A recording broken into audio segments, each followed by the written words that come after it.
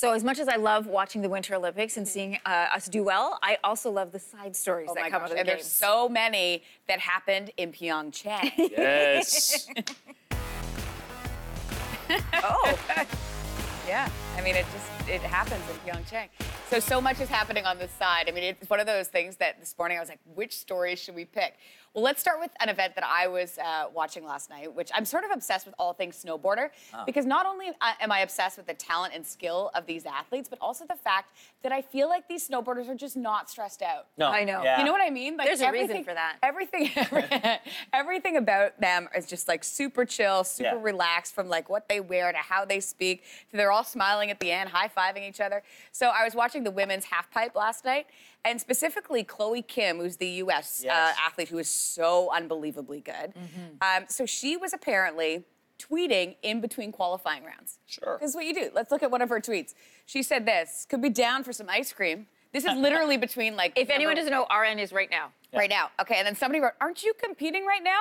She said, yeah. Yeah.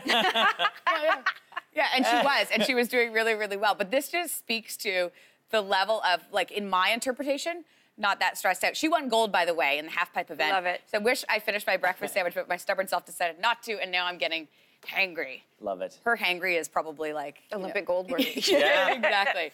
And there's a shot of her. Just unbelievable. What an event that was to watch. Okay, so at the Olympics, what would you say is one way to relieve stress? Well, I'm just... Drinking? Okay, there's an option. How about knitting? Oh, that's not what I was thinking. I know. How about the coach for Finland? Yeah. I don't know if you guys saw this. The coach for Finland was spotted knitting. Again, we're talking snowboarding with the men's slope style. At the top of the hill was knitting. Apparently, everyone was like, what is this person doing? What is this coach doing? And then the entire team, it turns out, has been knitting to relieve stress. And this is love millennials at the Olympics. I feel like that should be its own. Do they bring their own loom?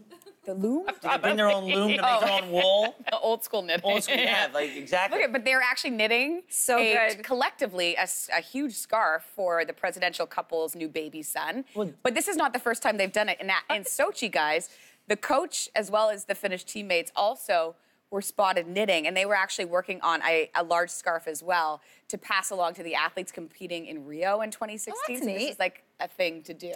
Okay. Hey guys, what's another way to relieve stress? Well, now that I've been thinking about it, I'm thinking the no pants dance. Right, hooking up. Yeah. You know that's always a big story at Olympics, the no pants dance. The no pants Never dance. heard that before. I was in my head, but there was a lot of options, and I picked the one. You know, Ben, I picked the one I thought worked well at 6:50 a.m. Yeah, my son is watching TV about now, and right now he's looking at his dad going, what does Mr. Ben mean by the no pants Oh, just wait till I finish my Your story. There's husband going to is be a lot more creative. He's questions. got a good answer for him. So this year, they're actually supplying, you know, they supply condoms at the events. They're supplying, at the games, I should say, 110,000 condoms this year. But there's one athlete, that's the most ever, by the way, at the Winter Games. It's a gold medal year for condoms. There's one athlete in particular, and his name is this, Adam Rippon.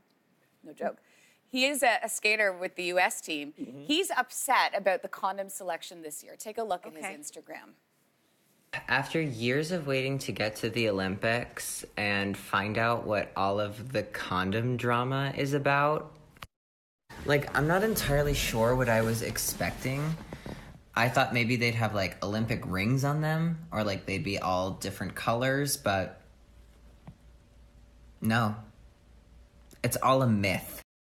He's very disappointed that the in the condoms are boring. They're generic. They're boring and They're generic. He was hoping for a little flair, a little, like some... Well, we know what he was hoping for, but... They're just boring. I don't know what makes a condom exciting. I'm sorry. It's been a while, eh? Here, do you want to relieve some stress? Thanks, Anne. Look at this.